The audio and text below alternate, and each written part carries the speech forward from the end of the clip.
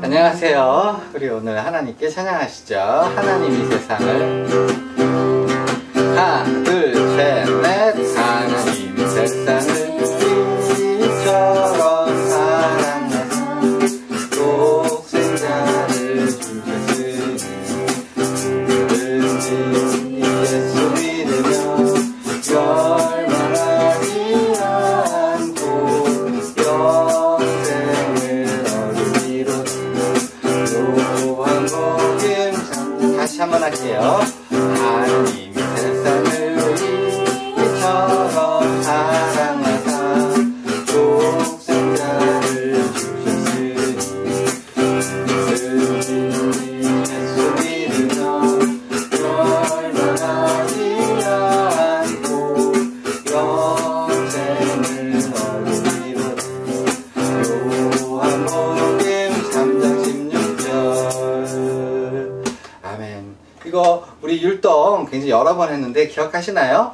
하나님이 세상을 이처럼 사랑하사 독생자를 주셨으니 누구든지 예수 믿으면 멸망하지 않고 몰려 영생을 얻으리로다. 요한복음 3장 16절. 자, 우리 이어서 한번 율동으로 해볼까요? 반주 주세요.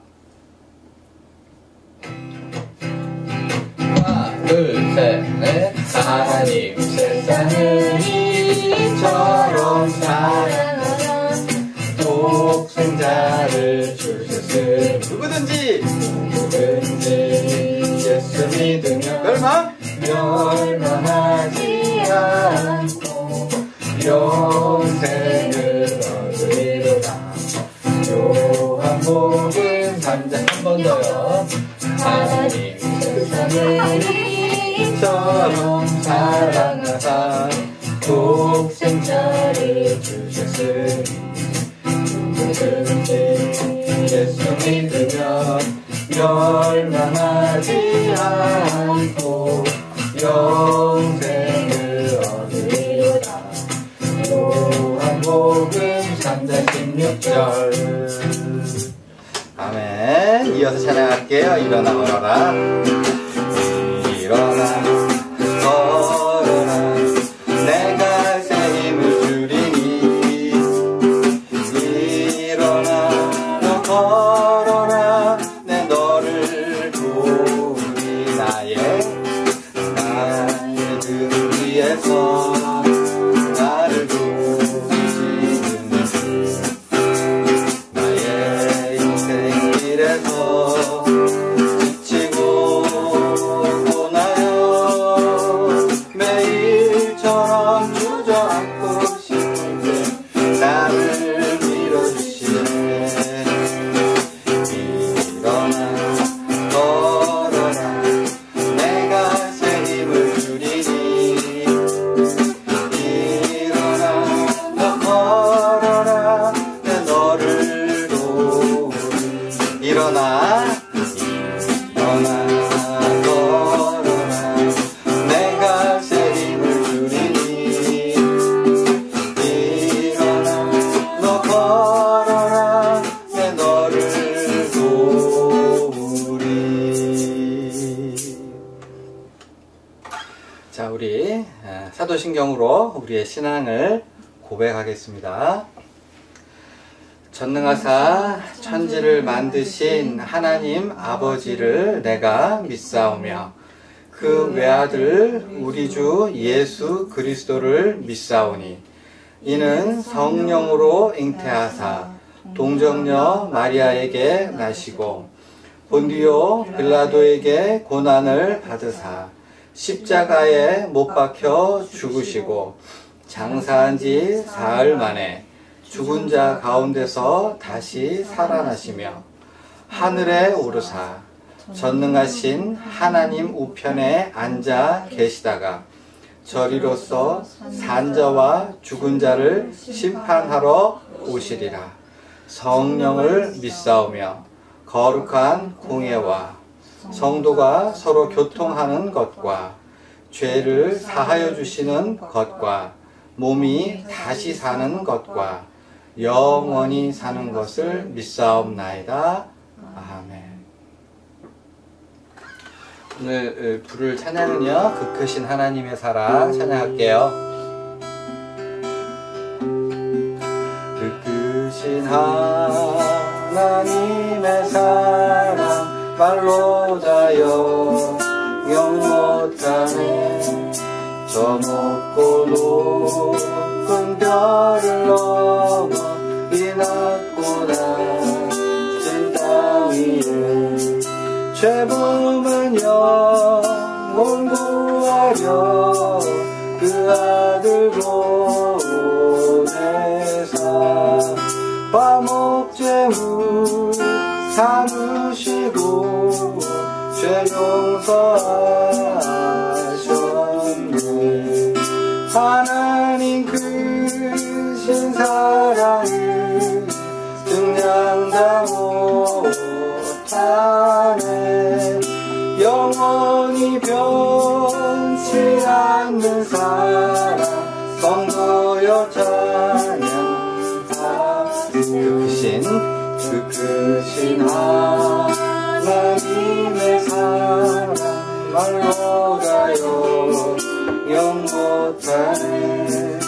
저 높고 높은 별을 넘어 이 낮고 낮은 땅 위에 죄범한 영혼 구하려 그 아들 보내사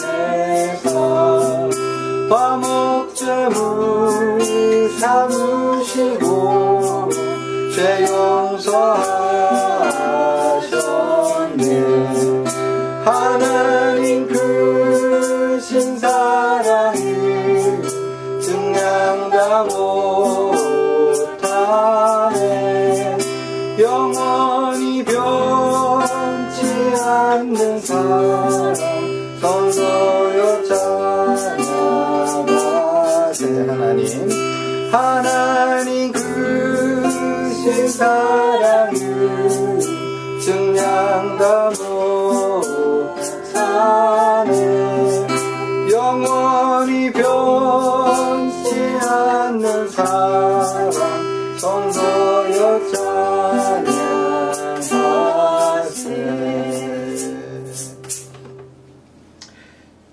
오늘 하나님 말씀은요, 누가복음 17장입니다. 자, 제가 봉독해 올리겠습니다. 10사람이 다 깨끗함을 받지 아니하였느냐? 그 9은 어디 있느냐? 아멘.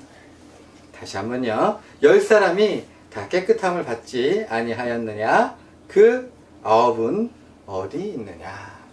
오늘 본문은 9은 어디 있느냐라는 제목으로 같이 오늘 누가복음 17장의 말씀을 상고하고자 합니다. 제목이 뭐라고요?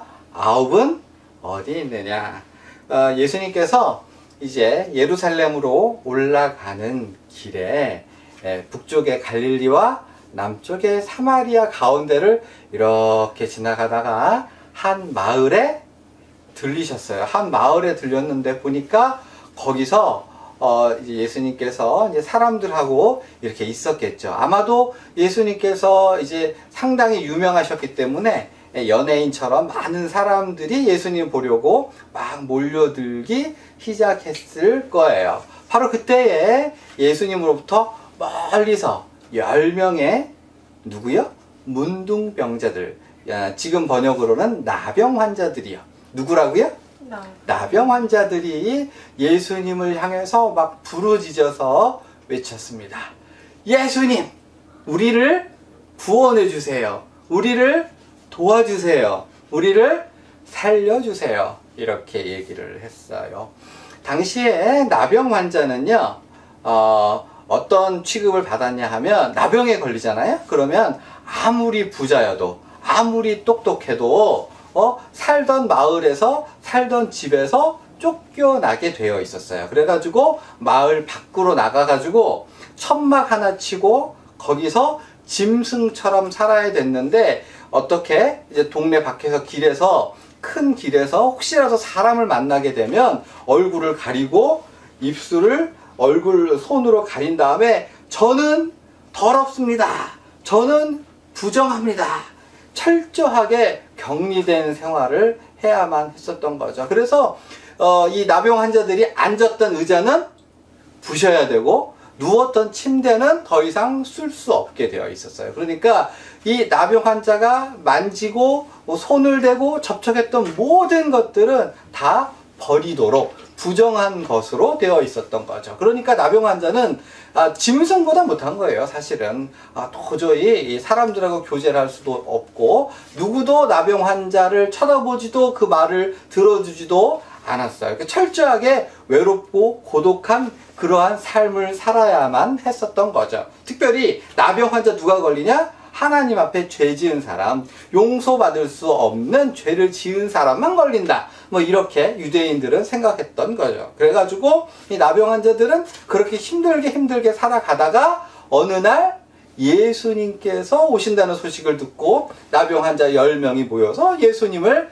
찾아뵙고 그리고 나서 멀찌감치서 남아 예수님을 향해서 외친 거죠. 예수님! 저희를 구원해 주세요.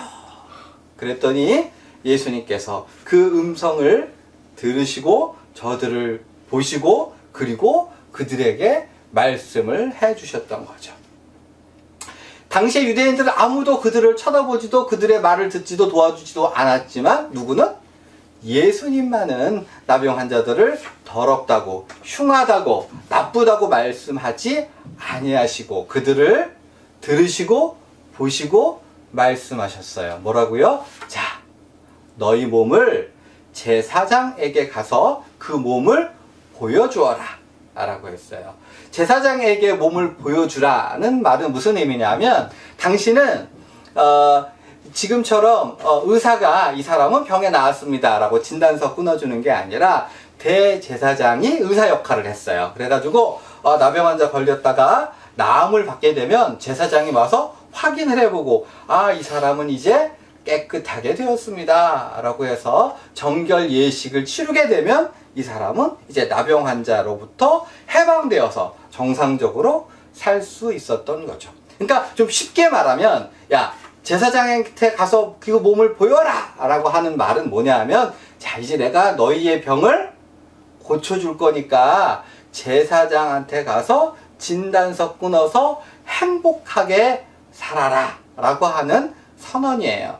간단하게 내가 그 병을 고쳐줄게 약속한 거죠. 그래가지고 이 10명의 나병 환자는 예수님께서 병을 고쳐주신다. 그러므로 제사장한테 가봐라 라는 말을 듣고 10명이 아마도 뿔뿔이 흩어져 가지고 각기 자기 마을에 있는 제사장에게 달려갔던 것 같아요. 막 달려갔는데 어느 순간에 보니까 그 병이 어떻게 됐을까? 뭐라고요? 더 크게 나왔다. 바보같이 말고 그 병이 나았던 거예요. 그러니까 10명이 너무나 기뻤겠죠. 어느 순간에 봤더니 막 흉한 얼굴이 맨들맨들한 얼굴이 된 거예요. 그래가지고 뛸 듯이 기뻤어. 그런데 그 중에 몇 명? 한 명만 예수님께 돌아와서 무릎을 탁 꿇고 예수님 저를 구해주셨습니다. 고맙습니다. 앞으로 열심히 살겠습니다. 이렇게 대답을 했던 거예요. 바로 그때 오늘 본문의 말씀을 예수님께서 하신 거죠. 뭐라고요? 10사람이 다 깨끗함을 받지 아니하였느냐. 그 9은 몇 명은? 9은 어디 있느냐 라고 말씀을 하셨던 거죠. 야 분명히 10명 다 고쳐줬는데 어떻게 너 혼자만 왔니? 라고 말씀을 하셨던 거죠. 여러분 이 나머지 9명들은 어디를 갔을까요? 집에 갔을 것 같아요. 9명은 사랑하는 아내 뽀뽀 한번 하러 가자 갔을 수도 있고 또 어떤 사람은 친구 만나서 술 한잔 해야지 했을 수도 있고 또 어떤 사람은 자기 집으로 가가지고 잃어버렸던 논과 밭, 소 같은 것들 재산 남들이 뺏어갔던 거, 빼앗겼던 거 되찾았을 수도 있고, 또 어떤 사람은 자기한테 병 걸렸다고 멸시하고 천대하고 무시하고 침뱉고 괴롭히고 왕따 시켰던 그 사람들의 곁에 가가지고 막 저주를 부으면서 내가 이제 보란듯이 살겠다고 그러면서 속이 시원하게 욕을 한바탕 해줬을지도 모르겠어요. 그런데 이 사람들은 예수님께서 자기를 고쳐주신 것을 잊어버렸단 말이에요. 오늘 본문은 예수님께서 그 감사하지 않는 9명을 찾으시는 것으로 오늘 본문이 마무리 되고 있는데요. 여기서 우리는 어떠한 생각이 들어요? 야, 저 9명의 고침을 받고도 감사하지 못하는 문둥병자들, 야, 배은망덕하다. 나 같으면 가다가 소고기라도 한 근 끊어서 예수님한테 감사하다고 할 텐데, 이런 생각이 드시죠? 들어요, 안 들어요? 들죠? 근데요, 제가 재미있는 사실 하나 말씀드릴까요? 있잖아요. 건강한 사람들이 하나님께 감사할까요?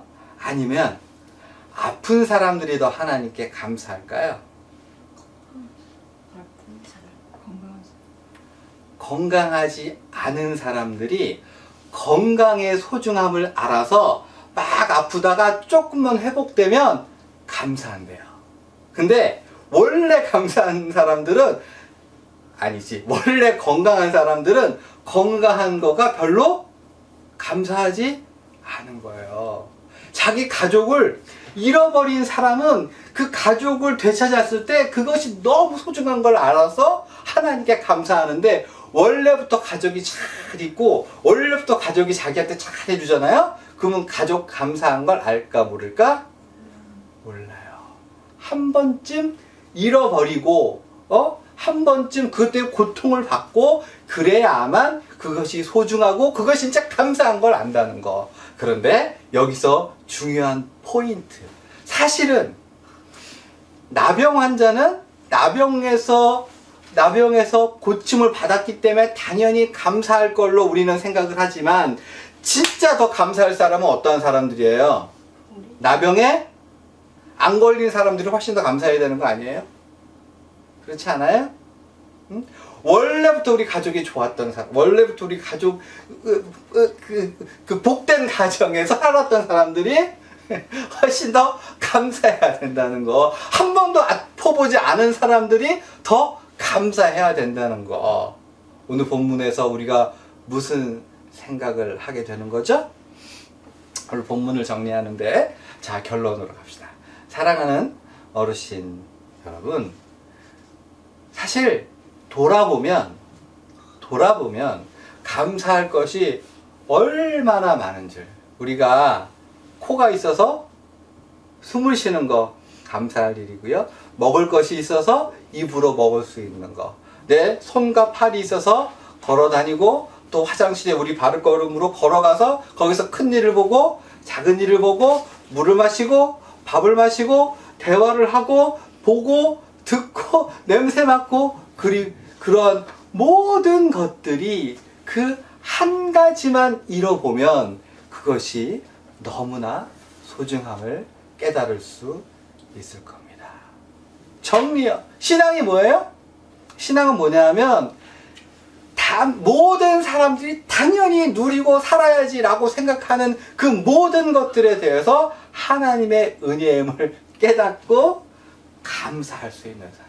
아침에 눈을 뜨면 감사하고, 밥 먹을 때 감사하고, 손주가 있어서 감사하고, 할머니가 있어서 감사하고, 음식을 해줄 능력이 있어서 감사하고, 해주는 음식이 있어서 받아 먹으면서 감사하고, 그렇게 감사의 조건이 얼마나 많은 줄 알고 날마다 감사의 조건을 찾아내고 알고 깨닫고 누리고 만끽하며 사는 사람이 되는 게 바로 신앙이에요. 아무리 좋은 것이 많아도 그것이 진짜 소중하고 감사한 것인 줄 깨닫지 못한다면 그것은 그 사람의 축복이 아닐 수 있어요. 축복이 축복되려면 어떻게 해야 돼요? 우리가 그 축복이 진짜 감사한 거를 깨달을 때 신앙이란 우리의 삶이 복된 것임을, 천국 백성이 된 게 얼마나 감사한 건지를 누리며 사는 삶, 자, 그런 삶을